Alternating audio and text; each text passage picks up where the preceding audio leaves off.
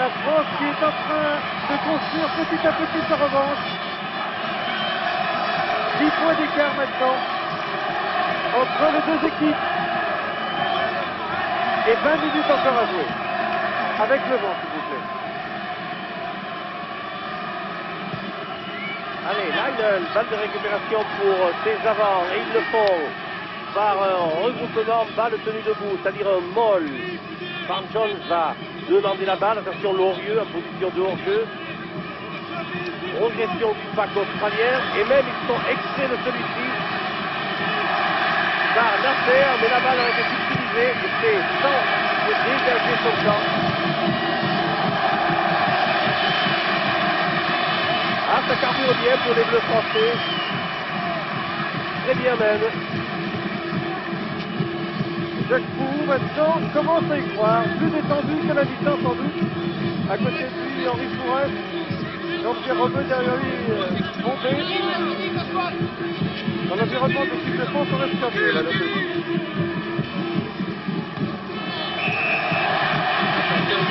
Contre les Français, nous sommes aidés en touche, c'est vrai, par un appui, c'est interdit. 21 à 13, on reste curieux quand même. Ici, c'est Peter Fitzsimons, qui a joué 4 ans à Brive, je le rappelle. Tandis que la balle maintenant s'en va en touche, tout près de la ligne des 22 mètres de l'équipe de France. Ah, c'est une des rares fois où les Australiens auront joué dans les 20 mètres français, près des 22 mètres français. Remise par Henri Champ, ministre de l'Or.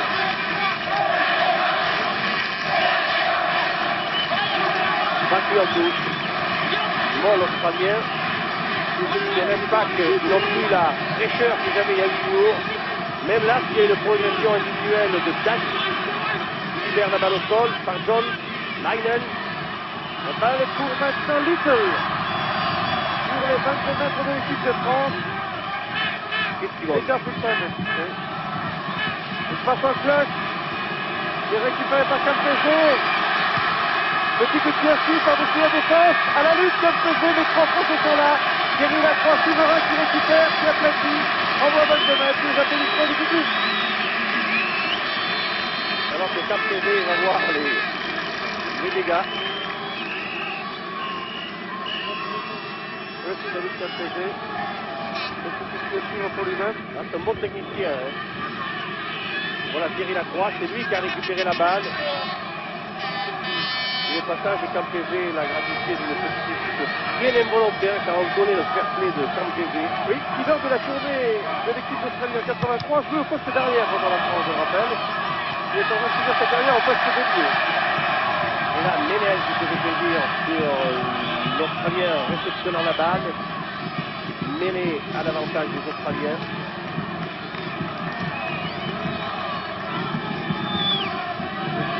Campese finit sa carrière, je veux dire qu'il la prolonge. Il n'est pas très vieux, David Campese. Là, qui a 28 ans. Allez, une bonne mêlée pour les Australiens.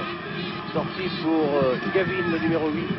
Il va donner à Farjon. Non, il préfère percuter lui-même. Il attend car ils sont pris actuellement. Les Australiens sont pris dans ce jeu d'avance, de percussion. Bravo. Il n'a pas surprendre celui qui est là. Arrière français dans ses 22 mètres. Un long coup de pied dans les bras de Laina.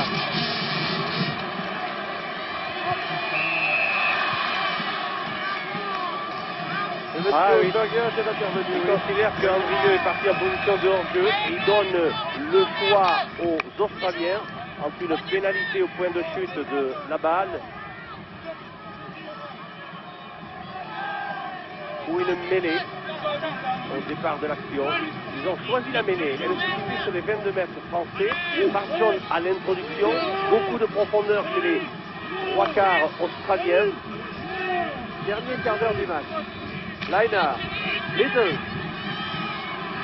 Ah, il a fait venir Campese à l'intérieur, ça n'a rien donné. Il est en regroupement avec une pénalité contre les Australiens. C'est une balle talonnée à la main. Ils ont fait venir David Campese comme un joker. Marc-André ici. En conversation avec Henri Sans, à côté de Liard Marie. Et Thierry Lacroix qui va chercher à dégager son temps le plus loin possible.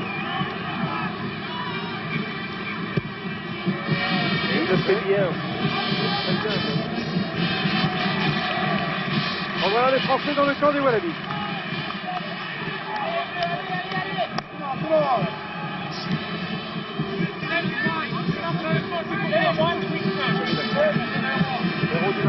Ah, il baigne dans le beurre là, il est bien, il est décontracté, il a eu des occasions de se montrer, il s'est montré par John qui perd fort la défense française, il fait l'effort de donner la balle ici au sol, c'est pas évident.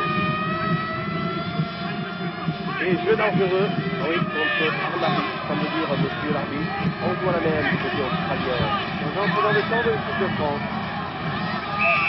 Elle est ouverte.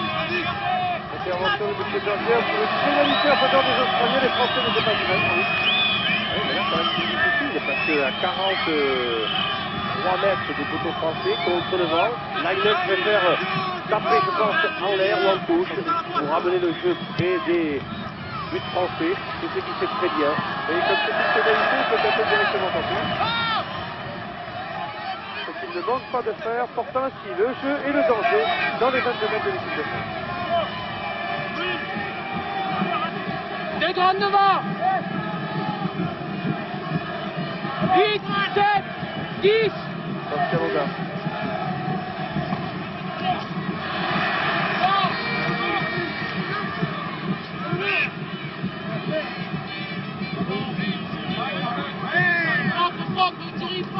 Une balle qui n'a pu être contrôlée par les participants à cette touche. C'est une mêlée à 15 mètres de la touche, introduction en distance. Mêlée effondrée.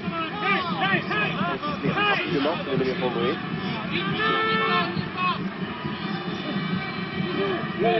Allez, c'est parti. À qui va-t-on donner la balle pour un coup de pied défensif? Il est contré en distance au village de la balle.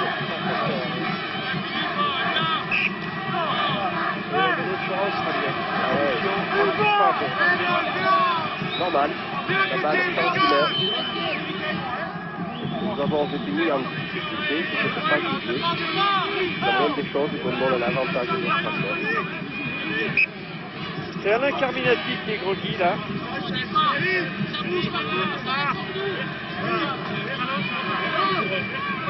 Il fait appel au soigneur Antoine Galibert Sogno. Il a l'air bien gai en ce moment, Sogno.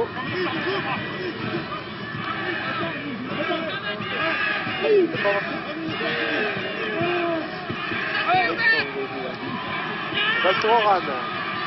Balle pour Little, bousculé par Menel. Récupération Andrieux pour l'équipe de France. Attention avec Vénère là-bas du côté opposé. Pression maintenant sur Kenny. La mêlée à à l'avantage des Français pour l'introduction, bien évidemment. Il est arrivé vite, Feller, comme le TGV. Et Darren Kenny n'a pas eu d'autres ressources, d'autres solutions en tout cas, que de choisir d'aplatir dans son embut sous la pression. Mais il est à 5. Attention Fédélé, introduction en resort. Sortie pour l'équipe de France, on voit la balle, on fait l'effort de pousser. De ce fait, on fixe. Et la balle n'est pas jouable. On va recommencer celle-ci. Avec toujours la balle pour Harrison.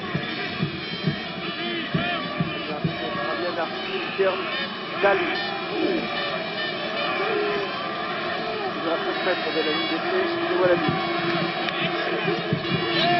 On essaie de mettre les essais à la faute, on pousse dans l'axe.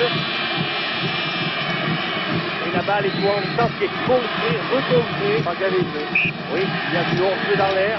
Et le l'arbitre qui est tombé. Eh bien, il fait refaire la mêlée. Bien, avec la balle qui va changer de mer, elle sera pour Farson. Dommage, on avait une bonne mêlée là.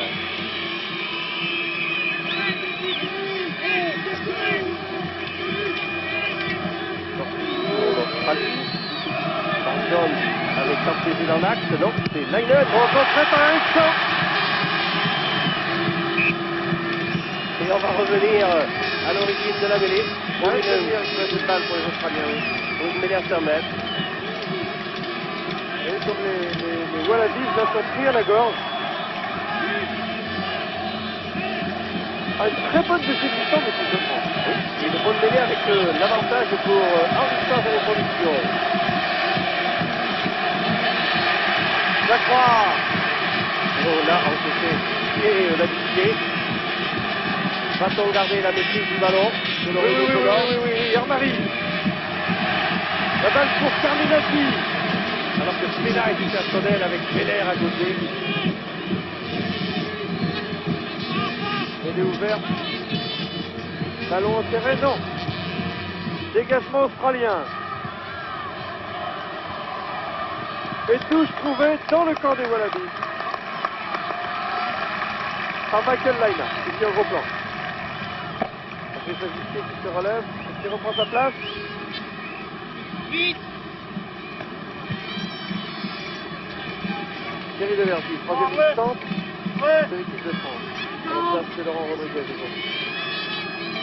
Et Henri Sans, successeur de Pierre Berbizier, tandis que Louis Armari 5, 9, 4. et Denis Carvalho derrière. Oh merde! La colle a détourné. Run pour Oh, Campbell. oh, la belle action de Oh, Campbell. Campbell, qu'est-ce qu'il va faire? Il a du soutien. Oh, quelle belle passe. Allez, Oh, quel dizaine de mètres. artiste! La balle est toujours pour lui, selon le banc pour Mark Jones. Et puis l'on percute au niveau des avants australiens avec Dali. C'est le plus menaçant. 25 maintenant pour les tricolores, 13 pour l'Australie. C'est la revanche.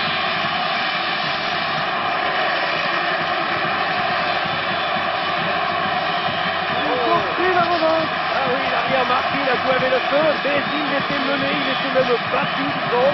Il a tenté le coup pour le tout.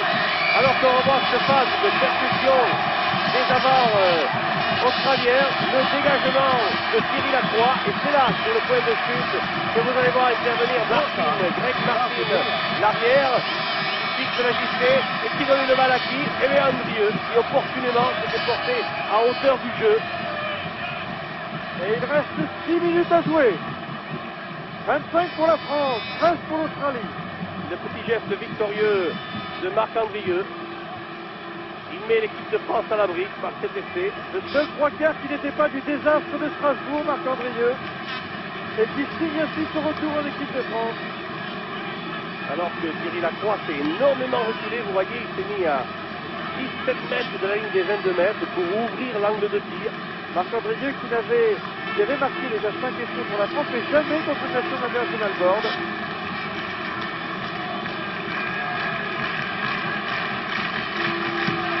Transformation.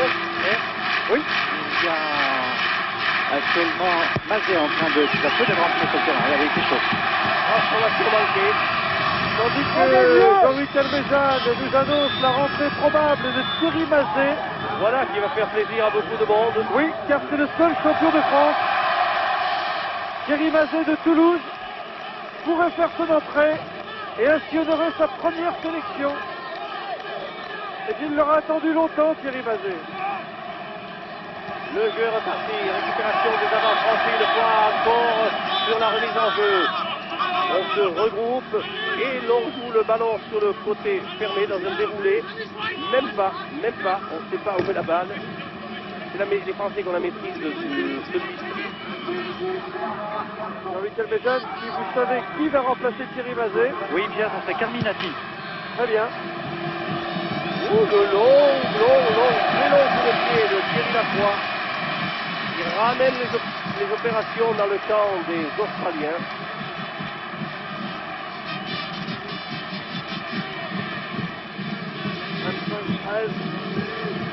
La revanche n'est pas encore complète, mais ce n'est pas loin. On fait même aussi 2 essais à 1 maintenant. Balle est gagnée par les Australiens. Balle mise au sol. Mêlée à l'avantage des Australiens. Nous sommes à 35 mètres de leur ligne de but. Introduction par John. On fait signe à Carminati Il peut quitter le terrain. Ce qu'il hésite à faire. Je demande pourquoi. Il a pas envie. Si je suis pas blessé, Bien, qu'est-ce qui va arriver? bien. Allez, mêlée. Sargent en introduction. Sortie Sargent, Lionel. Lionel, Oran, Lionel. Et c'est un retour avec Campese Kenny. Kenny qui libère bien son ballon. Perdu par les Australiens, cette balle. Récupéré maintenant par Armari pour l'équipe de France. Oui. De Vergy. Il revient chercher le contact. Elle est ouverte. Et les Australiens récupéraient la balle par Oran. Encore 3 minutes à jouer.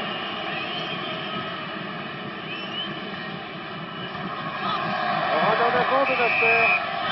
Oui. Ah mais hors-jeu des Français. Sanctionné par M. Berger. Joué rapidement par Sargent. La balle pour Oran. Qui tape à suivre pour lui-même. En dribbling. Il essaie de récupérer cette balle, Tim Oran, tout près des 22 mètres des Français. L'intervention de M. Berger pour une mêlée. La balle ne sortant pas, on la donnera au camp attaquant. C'est d'ailleurs le camp qui joue dans les 50 mètres adverses. En l'occurrence, l'Australie.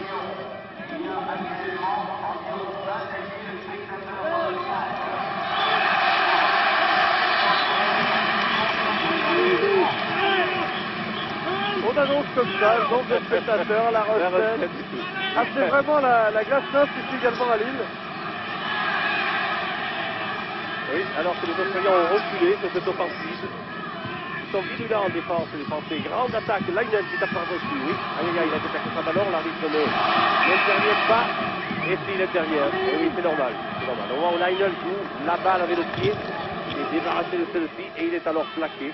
Et là, Carminati n'a toujours pas quitté le terrain. Non, il veut pas. Cependant que Thierry Mazet se demande s'il va faire ses débuts internationaux ou pas. Et puis, Tonio qui a pédalé à toute allure vers Louis Armari, Tonio Galibert, le kinésithérapeute de l'équipe de France. On profite de cet arrêt de jeu pour se désaltérer, Pierre Abaladejo. Je vous en prie, faites comme chez vous. Et voici Thierry Mazet. Oui, il est inquiet là. Ici, c'est trop dur pour lui de ne pas rentrer alors qu'il s'était chauffé, il est prêt. À honorer sa première cape. Et voici Lorieux. Non, monsieur l'arbitre n'a pas voulu de cette offensive de Lorieux. Tout seul à son s'échauffe, Pierre Abaladejo. Ah bon, oui. Il va le faire sortir pour rien. Du jour dessus. On a droit à 3 remplaçants dans les matchs internationaux. En attendant, c'est Farjon qui a introduit la balle et qui la gagne par son bac. Lionel fait un semblant de croiser. Quand Pézé n'a plus de souvenir de la balle, c'est Andieux qui crée le regroupement au sol. Mêlée, balle à l'avantage du camp attaquant. L'Australie. Toujours 25 à 13 pour la France devant les Wallabies. Je crois qu'il y a un chaos dans l'air. C'est moins bien que les Australiens à Strasbourg. Quand je me place, souligner au passage l'excellente organisation la semaine dernière. Introduction Farjon. Line pour Kenny. Et pénalité pour les Australiens. Et les produits de service alors qu'il n'est pas à 10 mètres, incontestablement. le match dans le match avec Farjon. Après Nasser là, qui encore s'est espacé pour les Wallabies. Alors que nous atteignons la fin du temps réglementaire. Et que nous allons assister à une mêlée avec l'avantage pour les Australiens. Mêlée à peine à 2 mètres de la ligne de but française. Et Alain Carminati ne va pas faire que des amis à Toulouse, c'est l'impression. Allez, c'est sorti. Farjon. Kevin. Et c'est un fort que Dominique Farjon. Ah, il était déterminé. Il a vu le trou. Il en a marqué d'autres comme ça, Dominique Farjon. Et puis les deux équipes à égalité. 2-2. On va voir cette phase de jeu. 2 essais à 2. Farjon qui a échappé à 2. 3 défenseurs français. Et qui marque alors que je crois que c'est Philippe Sénac qui se sont blessés. On revoit ce petit collectif. Regardez. la poule qui a pondu l'œuf. Et Farjon qui marque son essai. Ah oui, il est durement touché, celui-là. 25-17. Alors que Philippe Sella, à l'heure actuelle, oh là oui. Oui, on va demander d'ailleurs un changement. C'est l'arcade coursière, docteur. Lidoupen, le médecin de l'équipe de France. Oui, c'est l'arcade. Oui, ça saigne beaucoup, c'est impressionnant. Mais rassure tout de suite les mères de famille. Ce n'est pas grave, c'est la blessure du boxeur en général. Cependant que tous les applaudissements, Philippe Sella quitte le stade. Tentative de transformation de Michael Laina réussi. Australie 19, France 25. Et c'est la fin du match. L'équipe de France prend donc sa revanche sur l'équipe d'Australie. 25-19 ici à Strasbourg, à Lille, pardon, je suis. Ici donc au stade de la communauté urbaine de Villeneuve-d'Ascq, revanche de l'équipe de France. 1-1 sur l'ensemble des deux matchs. Et c'est donc l'équipe de France victorieuse aujourd'hui qui recevra le trophée, tandis que Jean-Louis Calmejane doit se trouver normalement près de Henri Stans, le capitaine de l'équipe de France. Oui, qui demande à ses joueurs de faire la haie d'honneur aux 15 Australiens. Voilà qui est fait. Henri, un premier match en tant que capitaine avec une première mi-temps très difficile et une deuxième mi-temps l'équipe de France se retrouver. Ben, je crois qu'on a fait contre le vent, on a fait l'effort maximum. Je crois qu'ils ont très bien joué au jeu, au pied surtout. Et je crois que nous, en seconde mi-temps, on a eu le vent avec nous, c'est que nous a aidé énormément. Et je crois que tout le groupe y a mis de son cœur et sa vaillance. C'est pour ça qu'on a défendu si bien et qu'on a pu marquer des rencontres. Qu'est-ce que vous avez pu dire à vos coéquipiers à la mi-temps? Ben, je crois tout simplement qu'il fallait continuer à être vaillant, garder la même optique qu'on avait défilé au départ. Et je crois que ça paye. Voilà Pierre, les premières réactions d'un nouveau capitaine. Heureux. Heureux, oui, heureux. Enfin l'équipe de France qui a retrouvé le chemin du succès, qui maintenant va rejoindre les vestiaires, les deux équipes se partageant un test chacune. Une équipe de France maintenant qui va devoir préparer le prochain tournoi des Nations. Quelques mois avant ce prochain tournoi des Nations, je profite encore pour saluer les grands absents d'aujourd'hui qui ont beaucoup donné au